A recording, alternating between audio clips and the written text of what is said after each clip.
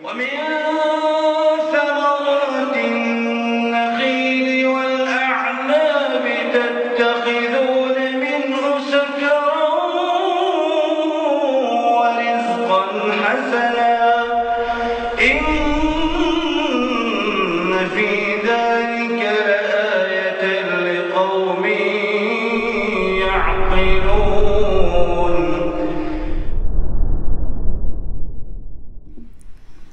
السلام عليكم ورحمة الله وبركاته.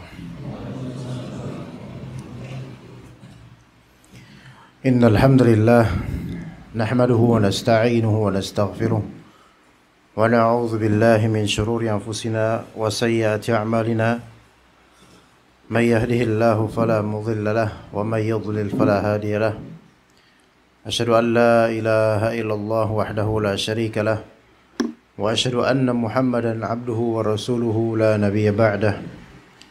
قال الله تعالى في كتابه الكريم: يا أيها الناس اتقوا ربكم الذي خلقكم من نفس واحدة وخلق منها زوجها وبث منهما رجالا كثيرا ونساء واتقوا الله الذي تساءلون به والأرحام إن الله كان عليكم رقيبا. وقال تعالى: يا أيها الذين آمنوا اتقوا الله حق تقاته ولا تموتن إلا وأنتم مسلمون.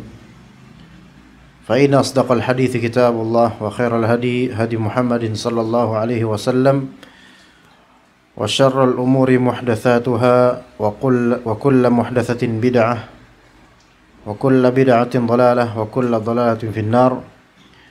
أما بعد، أيها الإخوة, kita insyaallah akan meneruskan kajian syarah terhadap Al-Arba'in An-Nawawiyah di hadis 15 dari kitab tersebut biiznillah taala. 10? 15 aja biar lebih cepat habisnya. 10. Kok bisa ana bisa 15 ya Pak?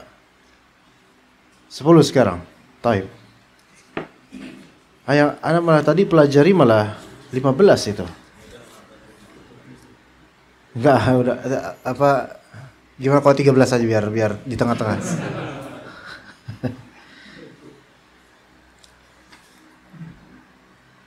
Oh iya, sebelumnya manahayatukum anhu fajtanibuh ya.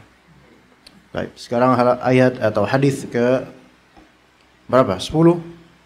10 sekarang. Innallaha thayyibun la yaqbalu illa thayyibah. Baik.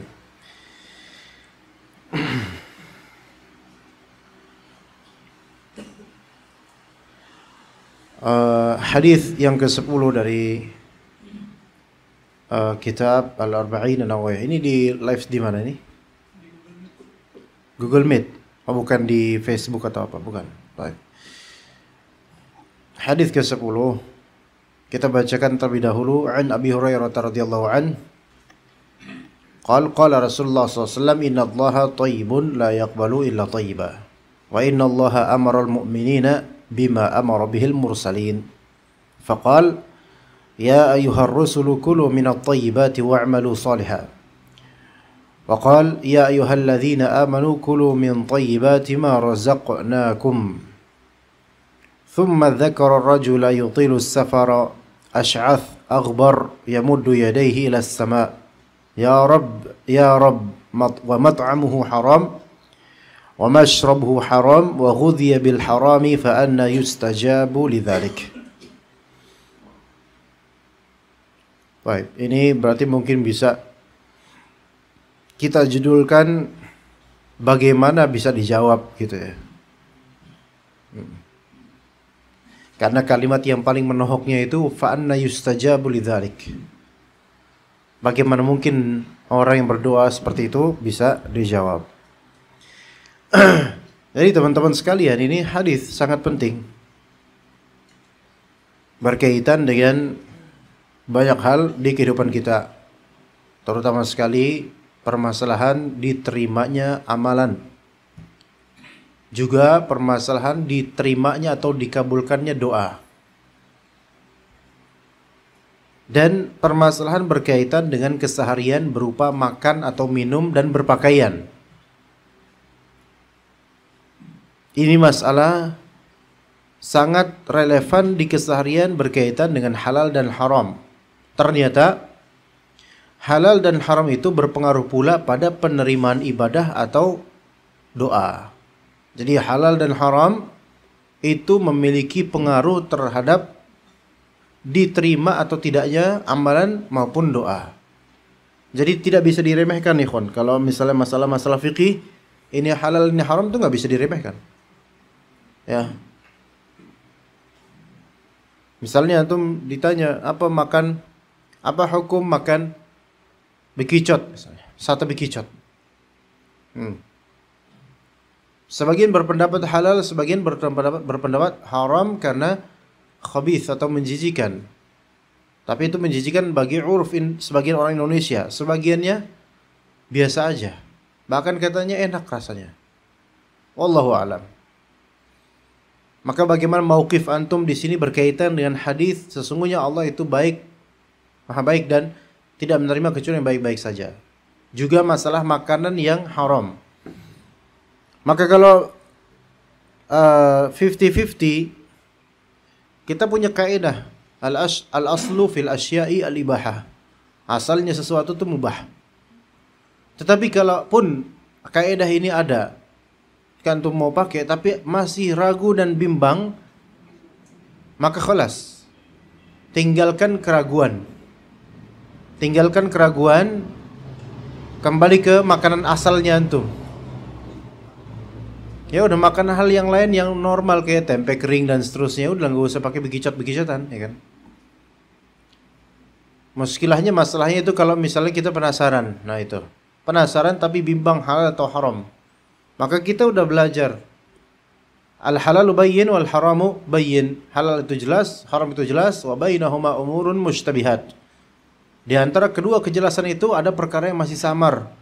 La ya'lamuhunna katsirun minan nas, tidak dikenal, tidak diketahui hukumnya oleh banyak orang. Maka ini menjadi syubhat buat kita. Ini bekicot nih halal apa haram, bingung. Mau nanya ustaz, ada ustaz bilang halal. Nanya ustaz lain bilang haram.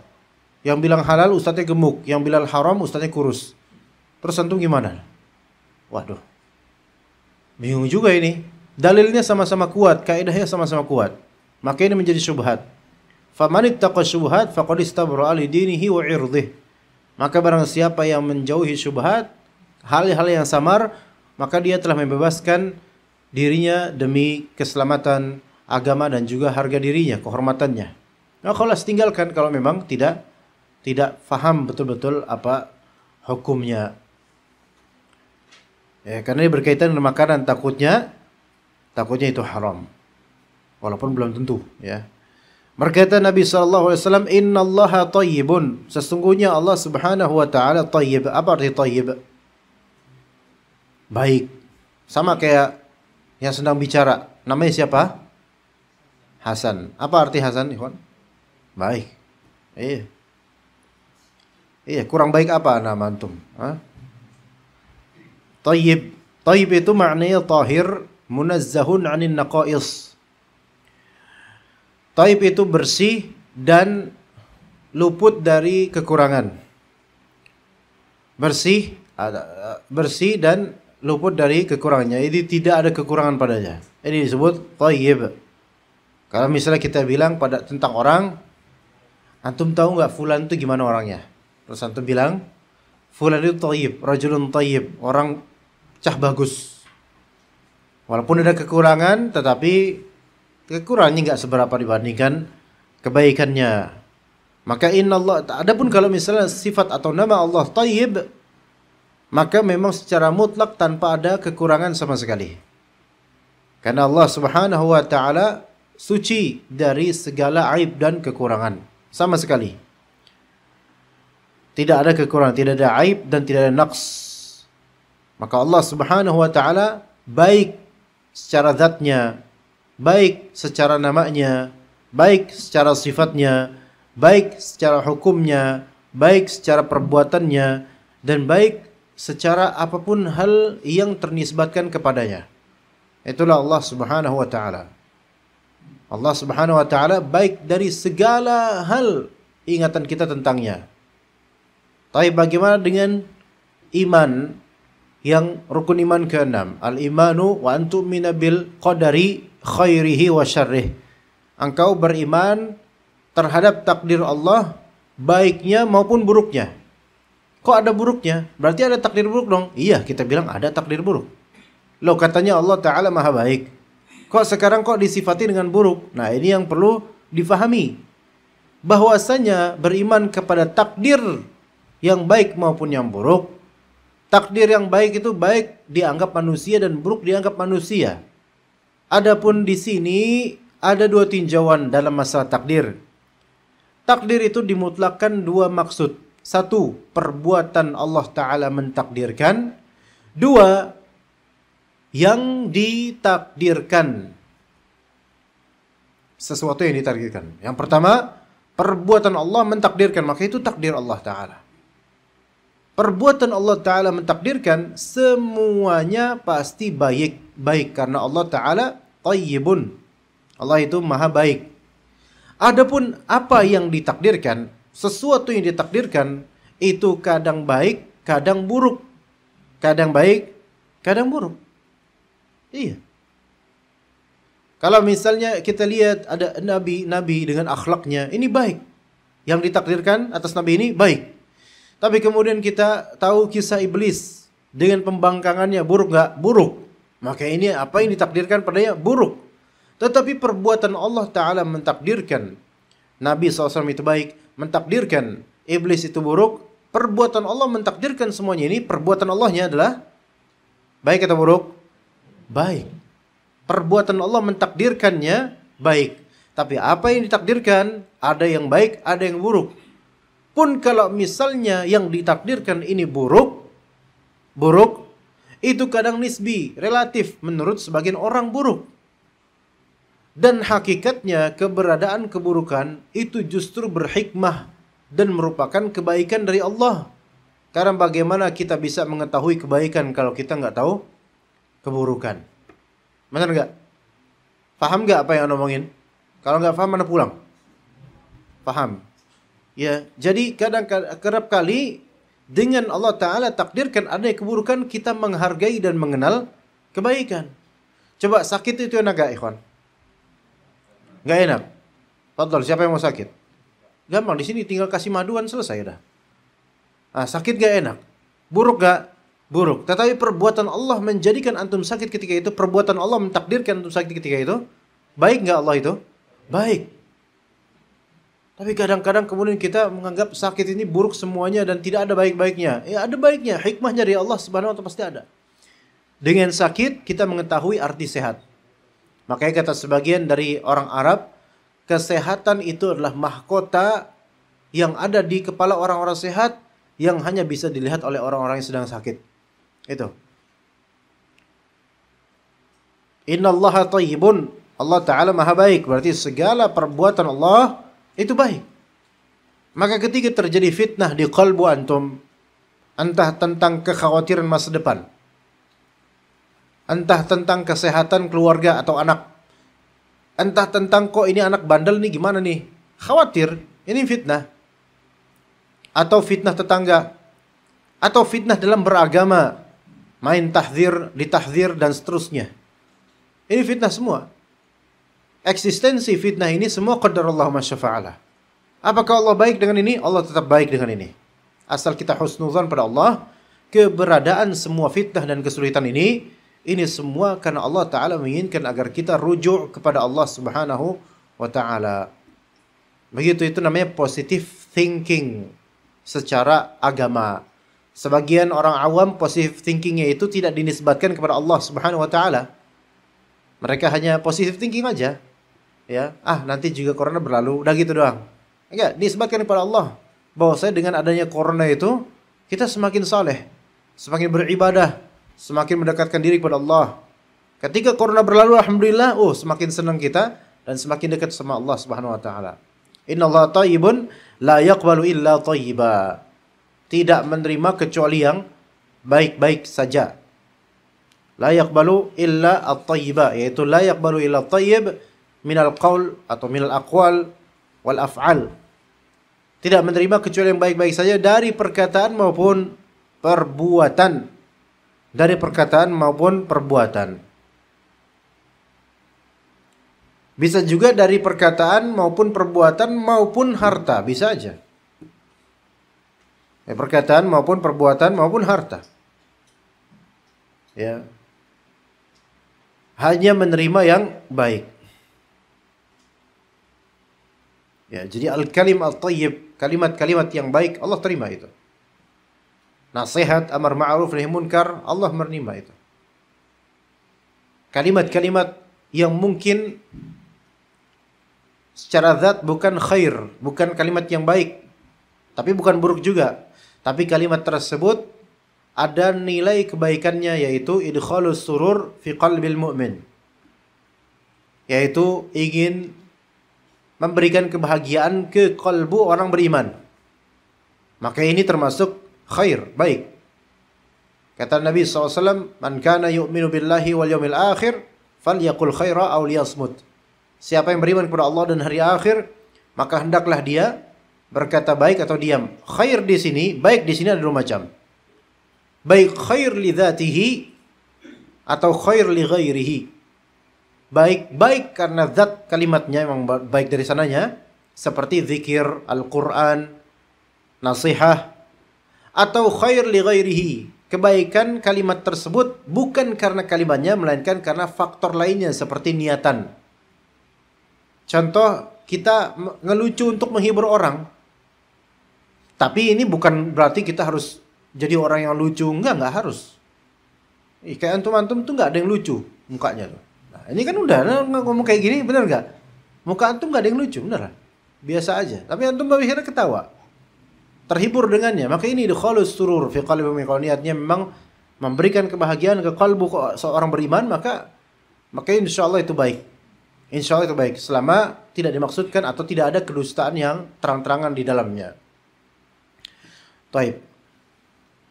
Jadi ada at-tayyib dari qaul, baik dari segi perkataan, dan itu Allah Ta'ala terima.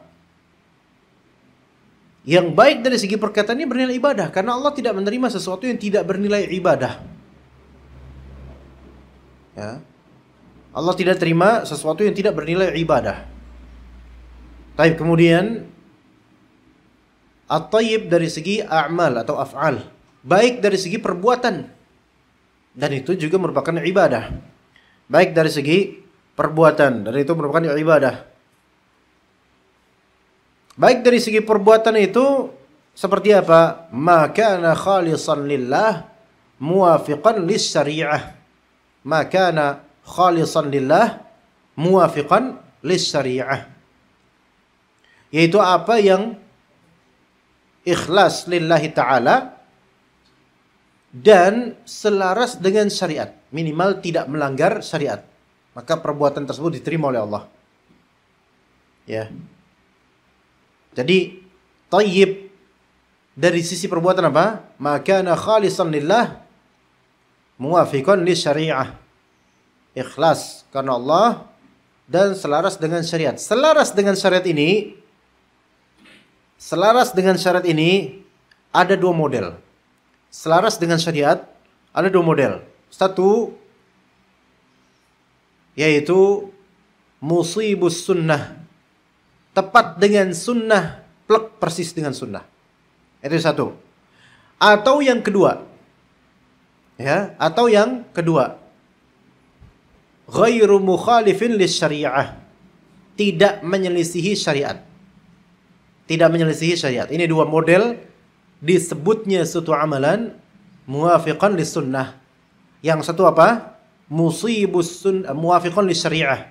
Yang satu musibus sunnah, yaitu tepat persis dengan sunnah Nabi SAW. Dan yang kedua apa? Ghairu mukhalifin lisyari'ah, tidak menyelisihi syariat. Iya. Ada perbuatan memang tidak tepat dengan sunnah, tapi dia juga tidak menyelisihi syariat sehingga tetap diterima oleh Allah. Faham gak? Ngerti? Anda kasih contoh atau enggak?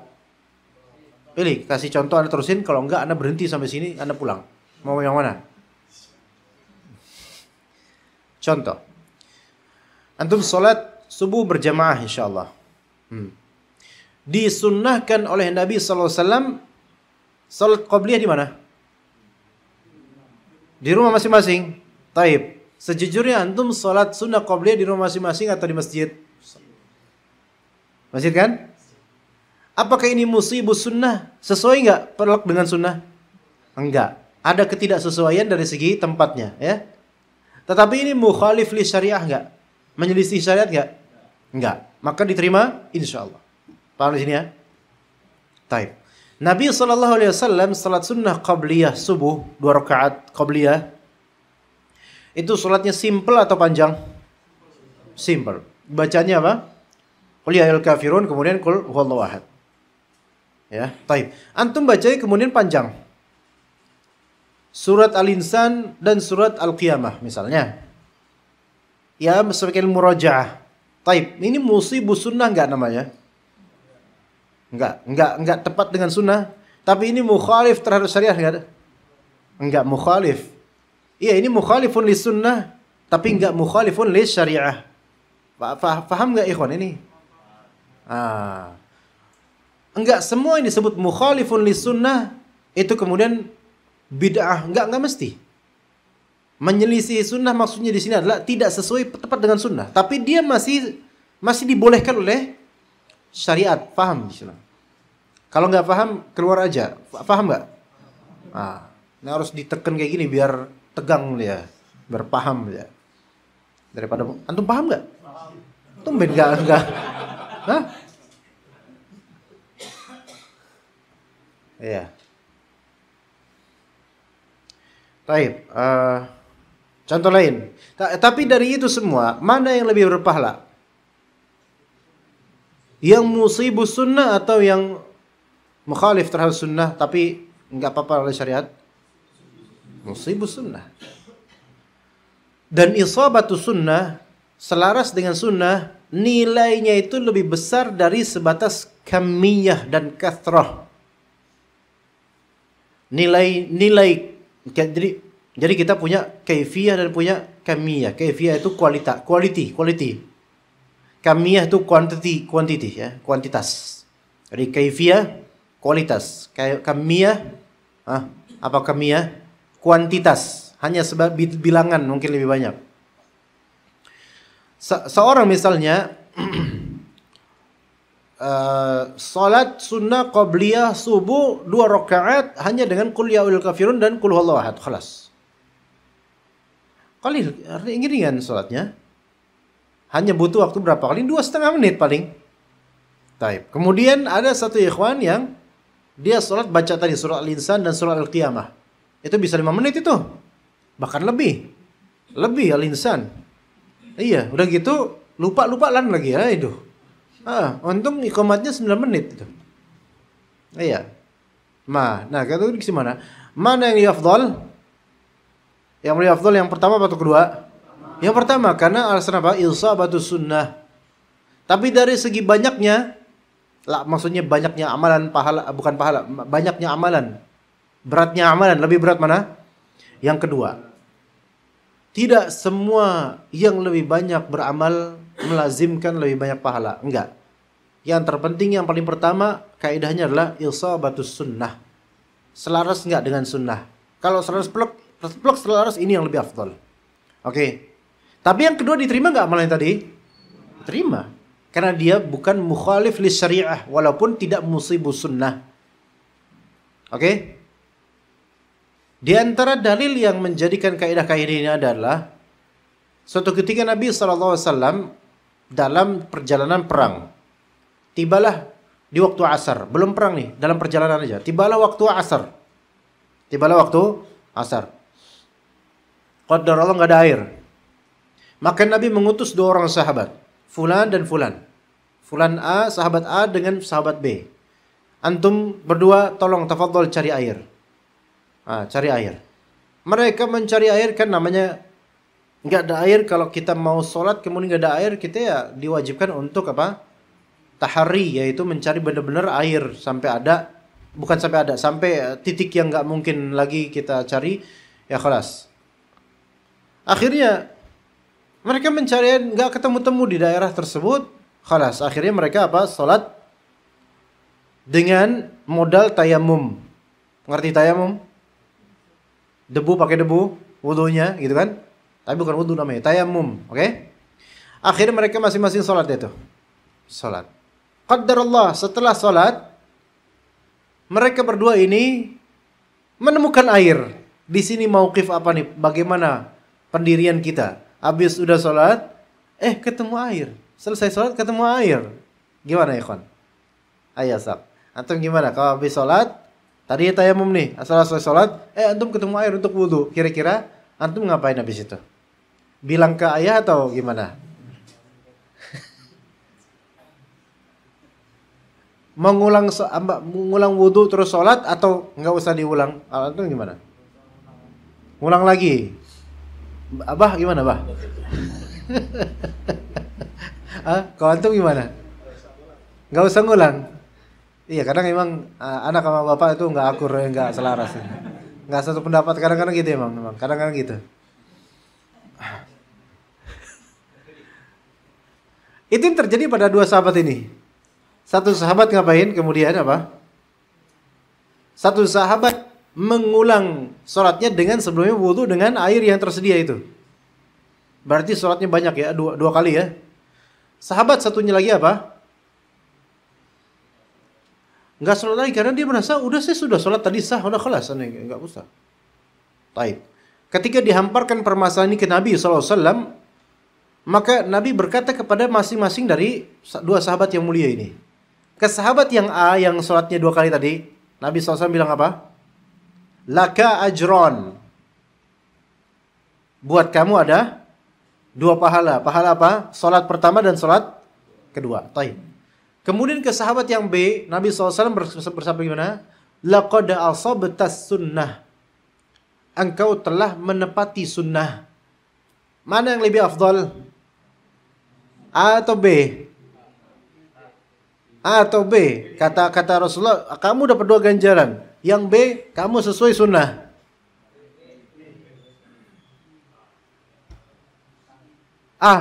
Tetap dengan prinsipnya dia. Iya, emang bener apa ya, logika anak-anak itu kan, logika anak-anak kayak gitu. Iya. Kalau nggak bisa jadi anak angkat, jadi lekanlah anak mantu lah minimal lah. Iya. Yang sahih dari yang B, bukan sahih maksudnya. Yang lebih besar ganjarannya justru yang B. Iya.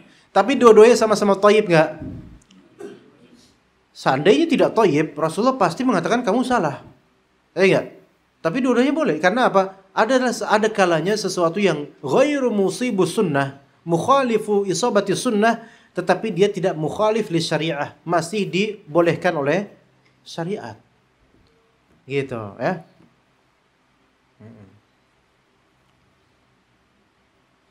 Faham di sini, ikhwan? Oke, kemudian thayyib dari itu yang disebut thayyib dari segi apa? Amalan, yaitu kalau misalnya dia apa? Khalisan lillah, ikhlas, dan dua muwafiqan li syariah, sesuai dengan apa? Syariat. Sesuai dengan syariat itu ada dua model.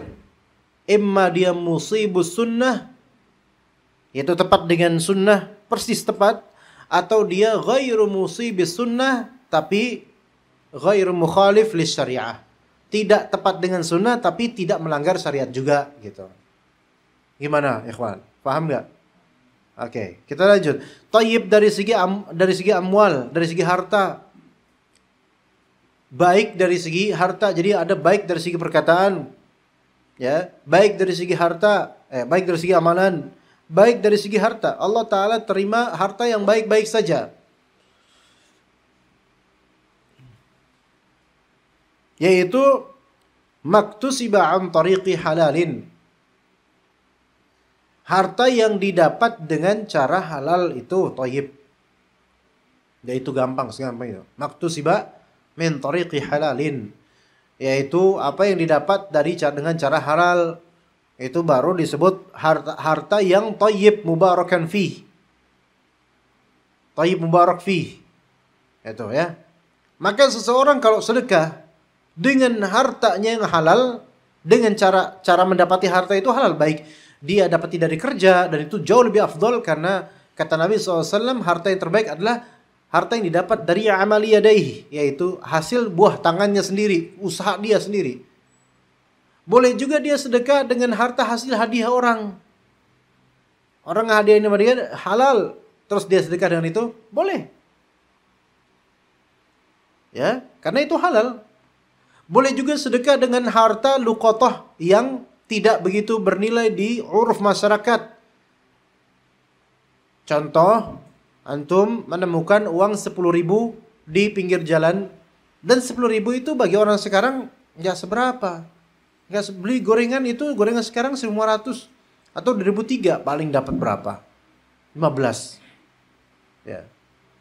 Maka antum sedekah 10.000 itu milik antum karena uang itu remeh di mata masyarakat, antum pungut kemudian antum sedekahin, maka ini berarti pahalanya ke antum. Nah, ini harta yang halal, thayyib, berkah, ya. Jadi itu yaitu harta atau al-mal al-thayyib adalah maktusiba min tariqi halalin, yang didapat dari jalur yang halal. Ayat 3 itu dari segi innallaha thayyibun la yaqbalu illa thayyiba. Tidak menerima perkataan kecuali yang baik-baik saja, tidak menerima amalan kecuali yang baik-baik saja, tidak menerima harta kecuali yang baik-baik saja. Pertanyaannya, apakah Allah Ta'ala membutuhkan perkataan kita? Tidak. Allah membutuhkan amalan kita? Tidak. Allah membutuhkan harta kita? Tidak.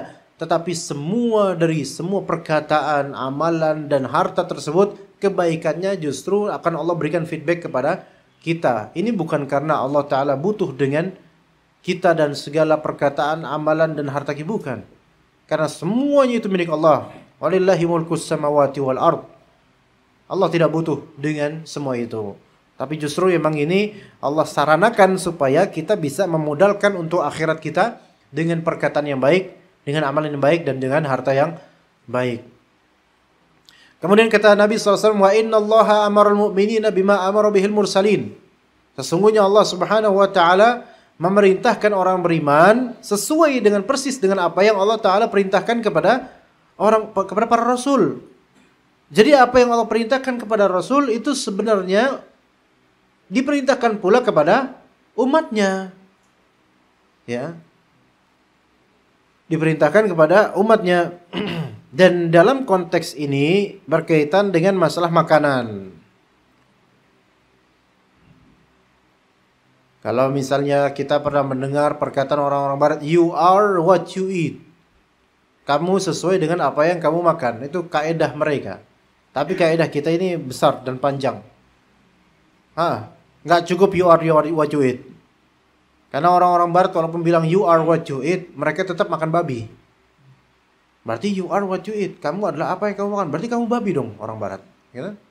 Iya. Sebagian orang Tionghoa, ya, Cina makan tikus, makan anjing, makan ini makan itu, apapun dimakan, yang penting makan, yang penting bisa dimakan oleh mereka. Nauzubillah min dzalik. Tapi kalau misalnya kita orang Islam, makanlah makan, tapi ada batasnya. Itu sebut kulu min thayyibat. Nanti akan ada ayatnya di sini. Di sini kata Allah Ta'ala, ya ayyuhar rusul kulu minat thayyibati wa'malu salihah. Wahai para rasul, makanlah oleh kalian at-thayyibat. At-thayyibat. Wa'malu salihah. Dan beramallah saleh oleh kalian. Tapi bukan di sini kulu minat thayyibati wa'malu salihah. Ada dua perintah. Ada dua perintah. Satu, makanlah yang baik-baik saja. Dua, beramal solehlah. Dua perintah. Oke. Perintah itu kan berarti wajib ya? Wajib. Kita wajib makan nggak cuma? Apa hukum makan? Mubah, bukan wajib. Ya? Kata Allah Ta'ala, "Huwallazi ja'alakumul arda dzalula famshu fi manakibiha wa kulu min rizqih." Makanlah dari rizkinya Allah. Pertanyaan, hukum asal makan apa? Mubah. Itu ya, itu hukum asal makan mubah. Oke. Tapi kenapa di sini jadi perintah? Selama perintah itu asalnya wajib. Maka kita katakan bahwasannya di ayat kulu minat thayyibat itu perintah dengan adanya takyid dan ikatan thayyibatnya. Berarti kalian diperbolehkan makan. Namun ketika kalian makan, wajib makan yang baik-baik saja. Paham nggak? Makan itu boleh. Dilonggarkan oleh Allah Ta'ala. Bebas. Tafadhol, antum mau makan 3 kali sehari, fadhol. Makan 2 hari sekali juga nggak apa-apa. 2 hari sekali ya? Iya. 2 kali sehari. Ya. Mau makan 2 kali sehari juga fadhol. Mau makan madu dong juga apa-apa. Mumpung kerja di perusahaan madu. Fadhol. Bebas, bebas. Tapi ketika kalian makan, kulu minat thayyibat. Hanya makanlah pada yang baik-baik saja. Makanlah yang baik-baik saja. Jadi kewajiban makan di sini adalah kewajiban memakan yang baik-baik saja. Adapun makan mutlaknya dibebaskan oleh syariat. Begitu. Itu pertama. Wa'malu salihah. Beramal solehlah. Oke. Antum harus enggak beramal sekarang? Beramal dilonggarkan. Mau beramal atau enggak silahkan. Tapi ketika kalian beramal, harus beramal soleh. Gitu. Iya, antum bebas mau beramal mau enggak itu urusan antum. Tapi ketika beramal harus soleh, karena amal itu ada amal baik, ada amal buruk, gitu loh.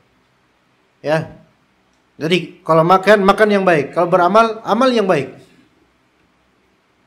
Itu yang diperintahkan oleh Allah Ta'ala kepada Rasul dan juga kepada kita.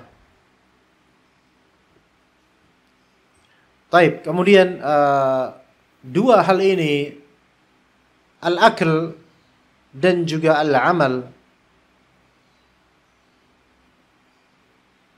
Makan itu adalah faktor tegaknya tubuh. Makan itu faktor tegaknya tubuh dan keberlangsungan hidup. Ya kan? Faktor tegaknya tubuh dan keberlangsungan hidup. Amal adalah natijah, hasil dari tegaknya tubuh dan keberlangsungan hidup. Karena kalau tubuh udah nggak tegak lagi karena nggak makan, itu nggak bisa kita beramal. Dan kalau hidup kita udah nggak berlangsung lagi, ya gimana mau beramal? Barzakh berarti. Maka di sini jangan sampai kita menganggurkan amal soleh gara-gara kita tidak makan. Makan hukum asalnya mubah. Tetapi ketika dengan meninggalkan yang mubah, antum kehilangan amal soleh, maka yang mubah berubah menjadi makruh atau haram. Paham gak? Dengan meninggalkan mubah, antum tidak bisa beramal soleh, maka berarti mubah ini berubah menjadi makruh atau haram. Atau dengan meninggalkan mubah, antum malah justru amal solehnya tidak konsentrasi. Padahal tidak disyaratkan seperti itu, maka antum harus beralih. Ini mubah harus dijadikan sebagai lain ini. Contoh ya. Kata Nabi SAW,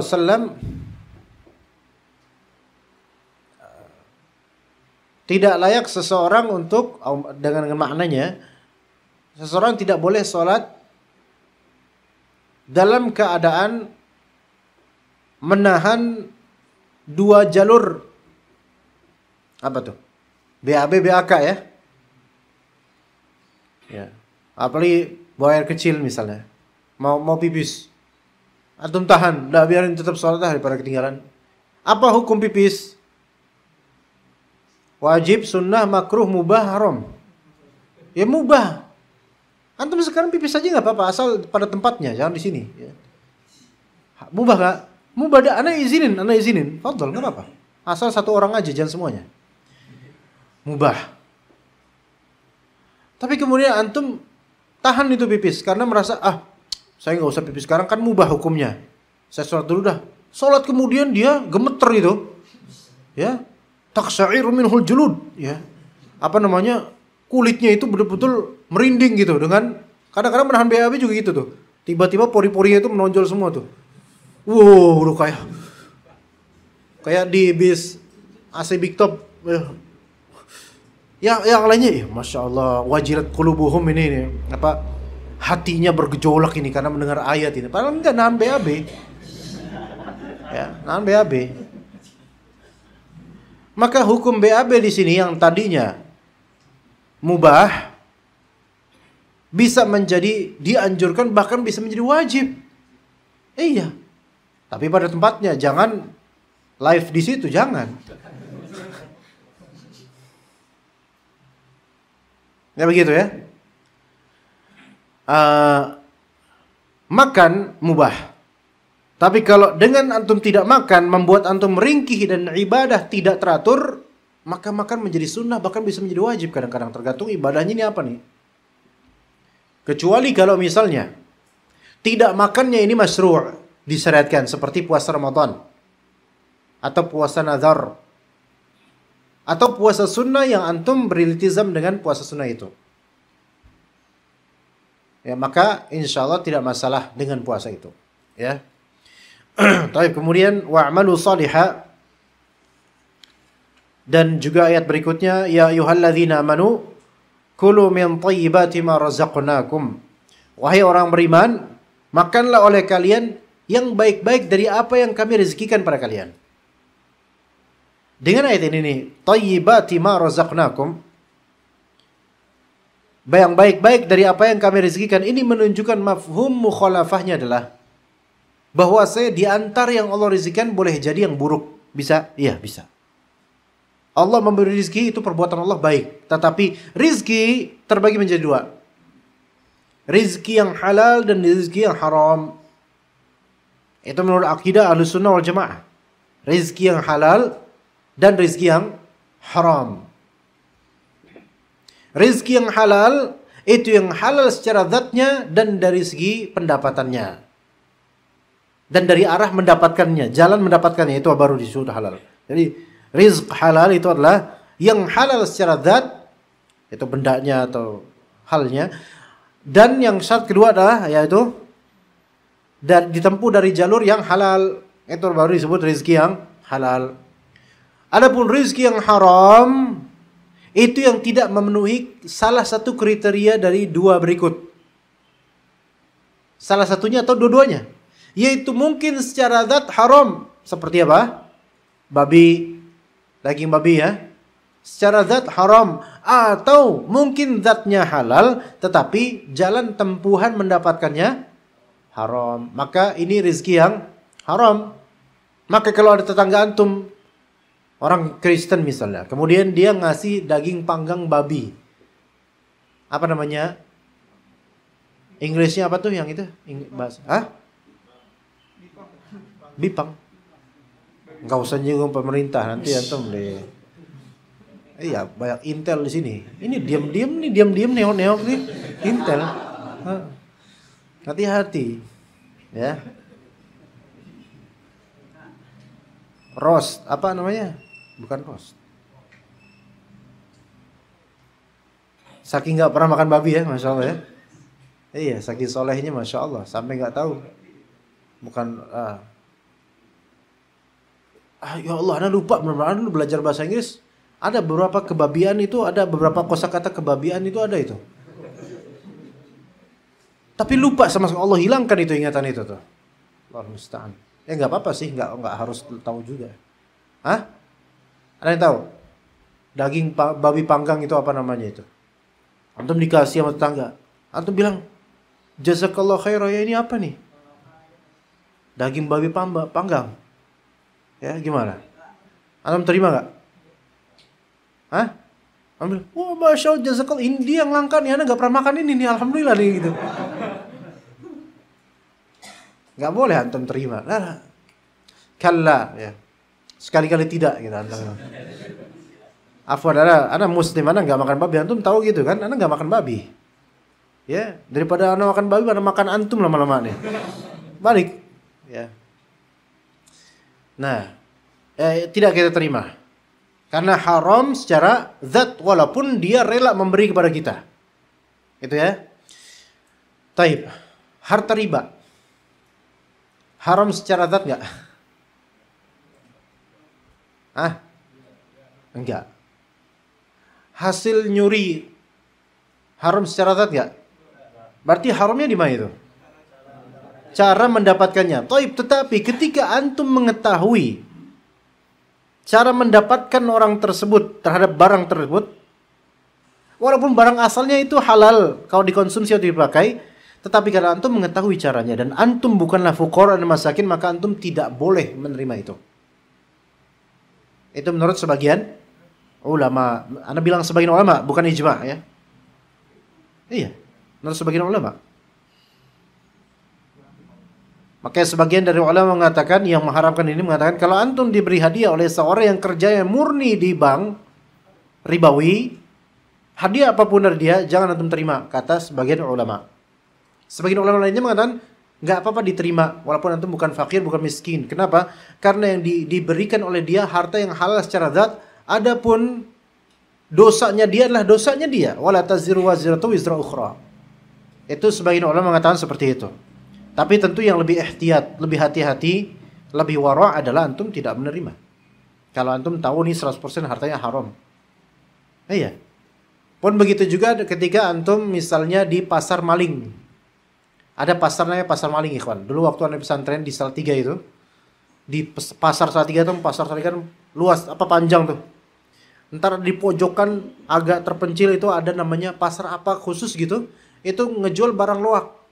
Kita para santri itu nyebut pasar itu Suk Sarik namanya. Suk Sarik namanya. Cakep namanya, Suk Sarik. Iya, nanti antum kalau udah punya anak bisa tuh. Iya. Suk Sarik artinya namanya apa? Suk itu pasar, Sarik itu maling. Pasar maling gitu loh. Suk Sarik.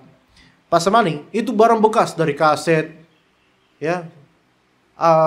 Banyak banget, kompor dan seterusnya itu banyak tuh.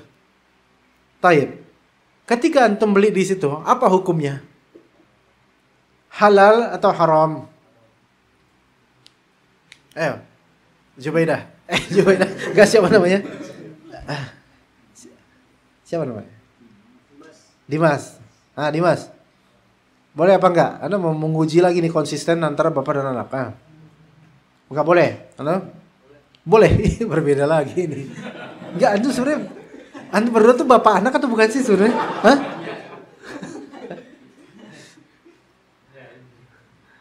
Beliau bilang nggak boleh, beliau bilang boleh. Kalau misal antum datang pasar luwak, antum menamakannya pasar maling, oke? Antum yang menamakannya, antum yang mengharamkannya sendiri. Paham nggak? Tahu dari mana kalau itu malingan? Ngerti nggak maksudnya? Ini pasar luwak, buku bekas, kaset bekas, bola bekas, peralatan bekas, perabotan bekas, murah namanya second, pre-loved ya murah lah. Ya dibandingkan yang baru. Antum beli, "Bang, ini bola futsal berapa harganya?" 30.000, Bang.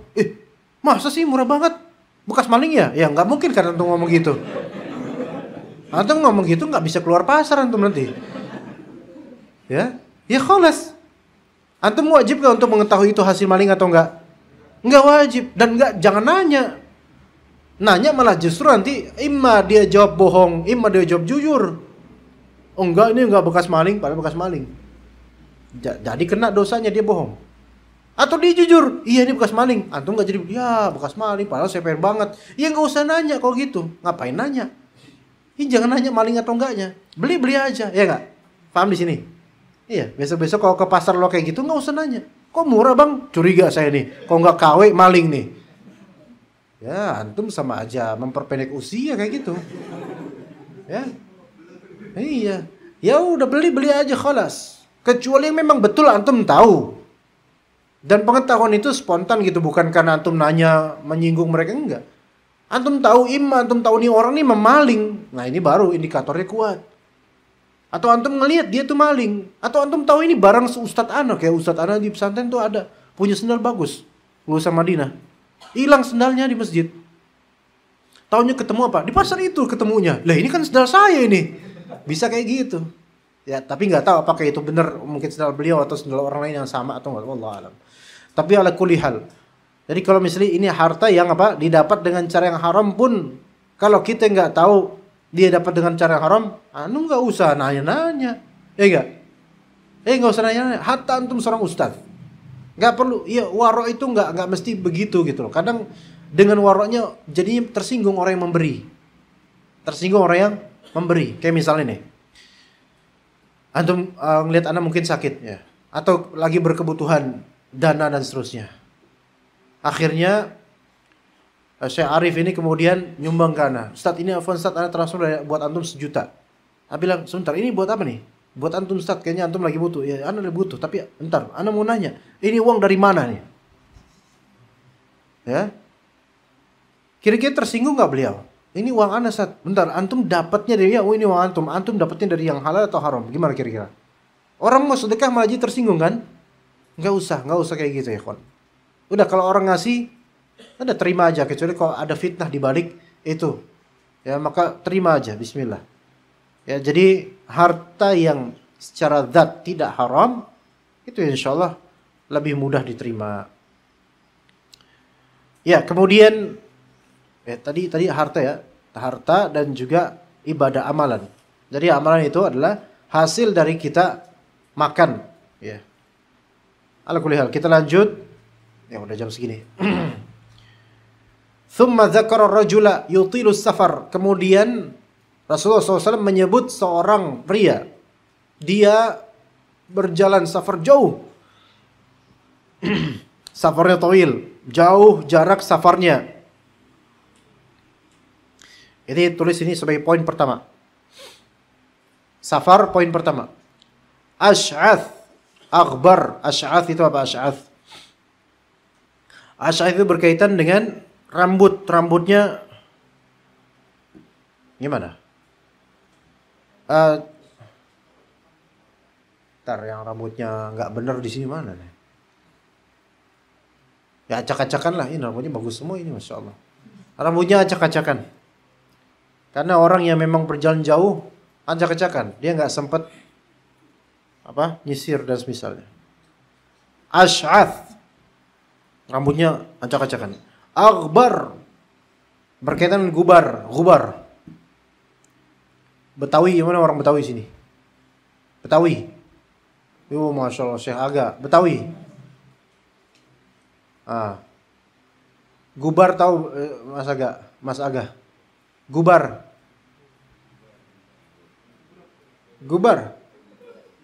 Barudak, gubar gitu. Tahu kan? Di Betawi itu bubar. Tapi sebagian Betawi mengatakan gubar pakai G. Gubar ini bukan Gularo Bung Karno, bukan. Gubar. Ada kadang bilang, gue gubaran. Itu di bahasa Arab itu. Iya. Artinya apa? Debu-debu yang berterbangan tuh gubar. Makanya si barudak ini, si bocil-bocil ini ketika main, ya, datang Pak Haji. Udah sore, maghrib, bubar, gitu kan? Iya. Apa arti bubar? Berpencar, bubar. Iya. Begitu juga di pramuka juga gitu. Gubar, gerak, gitu. Bubar, iya. Ya, bubar jalan, gerak. Iya, ya karena bubar terbang nggak mungkin juga. Bubar jalan. Kenapa disebut bubar? Dari bahasa Arab itu, dari gubar. Gubar min turab, itu kan beginiin, blek. Gubar, itu. Dari situ sababun nuzulnya itu, ikhwan. Iya, ini budayawan Betawi juga belum tentu tahu karena nggak ngerti bahasa Arab. Dari gitu. Banyak bahasa Betawi yang juga dari bahasa Arab. Nyahi. Nyahi itu dari kata syahi. Orang Yaman dulu kan, Yaman ke Indo, nyebut teh itu syahi. Nyahi dulu ya, nyahi. Apa ini ngete? Nyahi itu ngete, nyahi. Tapi bahasa ini bahasa jadul. Bahasa ketika antum masih jadi utun di perut ibu antum. Iya, nyahi, ngete. Ya, gitu. Itu asli gitu. Kita nggak bicara itu sih sekarang, kita bicara hadis ya.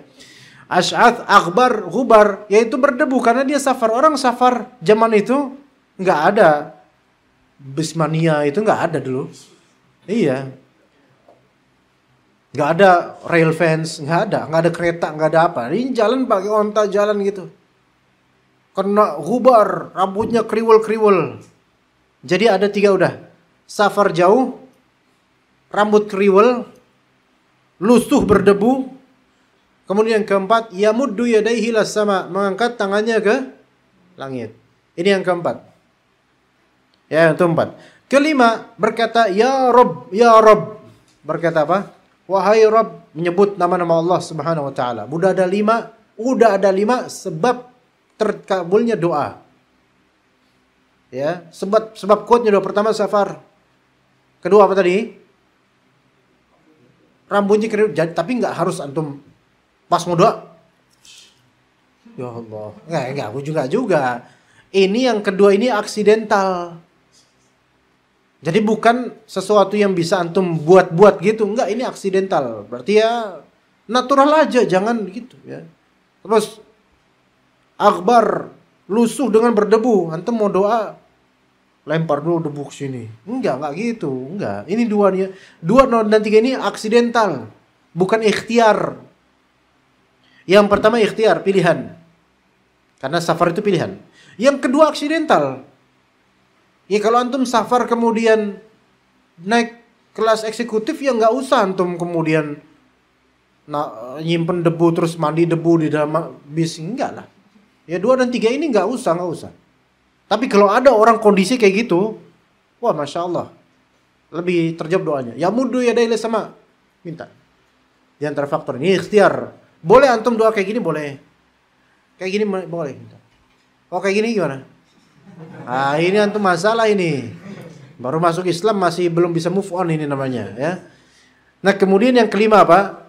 Minta bertawasul dengan nama-nama Allah, menyebut nama Ya Rahman, Ya Rahim, Ya Rabb, Ya Rabb, dan seterusnya. Tapi kemudian ada hal yang munakis, yaitu hal yang ya sayangnya berseberangan dengan sebab-sebab ini. Wa mat'amuhu haram, makanannya haram. Wa mashrabuhu haram, minumannya haram. Wa ghudhiya bil haram, diberi gizi yang haram. Fa anna yustajabu lidzalik, maka bagaimana orang ini bakal dijawab? Ini berarti apa ya? Sesuatu apa wasilah dan sebab terkabulnya doa udah dilakukan, tapi gara-gara makanan haram, minuman haram, pakaian haram. Di sini nggak ada tulisan mu'mal basuh haram ya? Hah? Di Anda nggak ada soalnya. Ada di situ. Mu'mal basuh haram, pakaiannya haram. Di syarahnya. Iya ini syarahnya versi Arab bahkan ini cetakan Saudi ini, bukan cetakan Jakarta ini. Ya, tapi mungkin ke mahdzuf kali, ke hapus. Ala kulli hal itu ternyata hal-hal haram bisa mencegah terkabulnya doa. Bisa mencegah terkabulnya doa. Ya. Ingat, yang terhambat di sini adalah terkabulnya doa, bukan amal ibadahnya. Fahami baik-baik. Doanya dia dapat pahala enggak? Dapat pahala, tapi terjawab potensinya enggak. Pahami baik-baik gitu ikhwan. Jadi jangan kemudian dibilang orang kalau misalnya pakaiannya haram nih, sholatnya enggak sah. Enggak tepat. Enggak tepat. Sholatnya sah enggak? Sah. Tapi pahalanya mungkin enggak ada pahalanya. Sah dari segi pengguguran kewajiban saja. Ini nanti akan kita rinci pada waktunya insyaallah. Insyaallah ini ada masalah ini akan ada rinciannya nanti, akan ada jelaskan pada waktunya, masih lama kapan nanti kita ketemu dengan dalil yang sesuai dengan pembahasan tersebut. Taib, untuk materi kita cukup sampai sini. Ada pertanyaan? 2 pertanyaannya. Kertasnya irit banget masya Allah. Assalamualaikum Waalaikumsalam warahmatullahi wabarakatuh. Apa hukumnya investasi dan trading? Anda tidak paham kalau trading, tapi kalau investasi hukumnya, hukum investasi mudharabah maksudnya, qirat. Hukum investasi hukumnya mubah. Tapi kalau dikorinkan, enggak ini investasi apa dulu nih gitu loh. investasi mutlak antar kita misalnya, atau investasi yang mungkin ada kaitannya dengan trading, Anda nggak bisa ngomong kalau itu, ya. Tapi kalau investasi antar kita, investasi mutlak biasa, mudharabah, maka itu hukumnya boleh. Dalam Islam boleh, yaitu menanam saham, menanam dana invest pada penjual misalnya pedagang atau teman yang mau dagang, itu boleh. Bahkan kadang bisa menjadi hal yang dianjurkan karena bagian dari ta'awun 'alal birri wat taqwa. Hukum asalnya boleh, tapi bisa menjadi apa? Bisa menjadi mustahab, bisa menjadi dianjurkan. Investasi itu boleh, yaitu dengan menanam saham, dana, dan kemudian dijanjikan jika ada untung maka akan ada laba dengan pembagian sekian persen, bukan nominal. Kalau nominal riba, tapi dengan sekian persen, pengelola sekian persen, investor sekian persen. Nah itu boleh seperti itu. Ya, dengan skema yang seperti itu boleh. Tapi juga dengan kriteria kalau merugi, artinya modal turun dan laba nggak dapat modal turun, maka bukan hanya pengelola yang merugi, melainkan juga investor ikut merugi. Ya begitu, ala kulli hal investasi hukum asalnya boleh. Tapi kalau dikaitkan dengan trading dan semisalnya nggak paham, Allahu a'lam.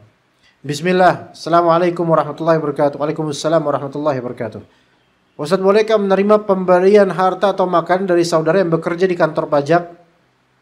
Kalau dia cuma bekerja di kantor pajak saja, maka lebih wara' adalah tidak menerimanya. Tapi kalau memang tidak memungkinkan untuk menolak, karena kok nolak juga gimana gitu, ya. Saudara apa paman ini? Saudara gitu. Dikasih kita nasi kebuli. Anak kepingin nasi kebuli karena dari kemarin Anda dikasih mulu nasi kebuli. Ya. Tadi pagi Anda makan nasi kebuli juga. Anda berkambing-kambing 2 hari ini, Anda berkambing-kambing. Makanya Anda teriak-teriak ini karena mengeluarkan energi. Kalian tuh hati-hati, jangan macam-macam sama Anda. Iya. Ini 2 hari ini Anda berkambing-kambing Anda benar. Ini keringetan ini udah, masya Allah. Ya, antum jangan macam-macam nanti jalannya. Nah misalnya tuh dikasih nasi kebuli kemudian, ini kan dari kantor, orang ini kerja di kantor pajak, ya. Zahirnya ini makanan dari dia, hasil penghasilan dari dia. Tapi mau mengimtina, afwan, Anda nggak mau, itu bakal mengecewakan dia dan mungkin bakal memutus tali persaudaraan dan seterusnya. Itu lebih madarat lagi besar. Maka kalau terima, antum bilang ke dia jazakallah khairah. Kalau antum lebih wara' lagi, lebih hati-hati lagi, kasih ke orang. Jangan kasih ke anak udah kenyang soalnya. Kasih ke ikhwan lainnya. Ini ada nasi kebuli. Wah, akhirnya ini ternyata baru belajar Arba'in Nawawi juga dia. Dia tanya ke antum, afwan ini dari mana? Dari kantor pajak bukan? Repot juga itu kalau nanya gitu. Dioper lagi. Akhirnya dibuang itu makanan ya.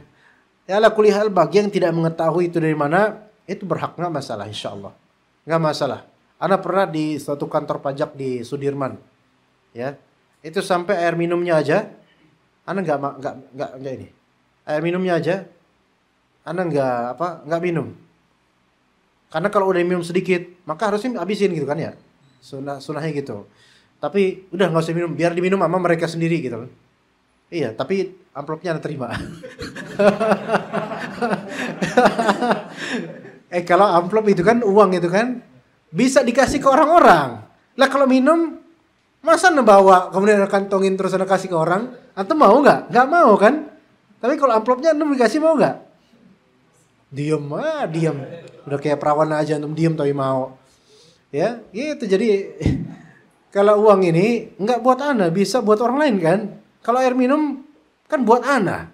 Dan kalau Anda masukin ke tas kemudian nggak mungkin. Nah, kok dimasukin, disimpan air minum karena kayak nggak punya air di rumah? Nggak mungkin. Ya, jadi amplopnya dibawa lah. Kalau dikasih hadiah makanan pun susah juga Anda bilang, afwan, Anda nggak terima makanan di sini. Loh, Ustaz, kenapa?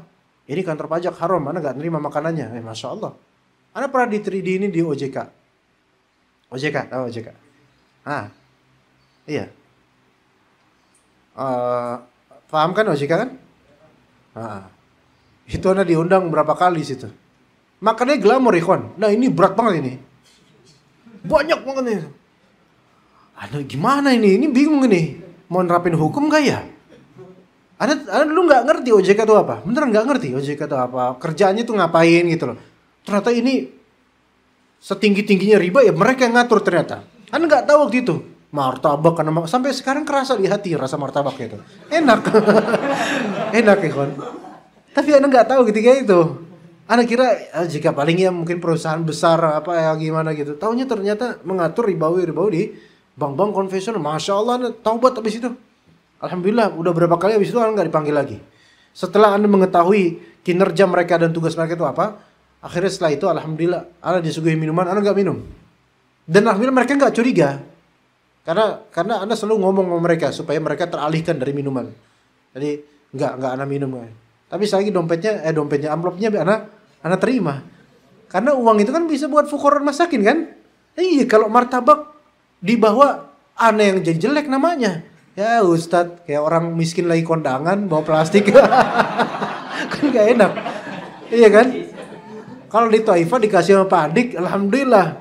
Nasi apa, itu kan dikasih langsung. Dibawa fadol. Nah kalau itu kan dibawa martabak berapa cuil dibawa. Kan kelihatan miskinnya kalau gitu.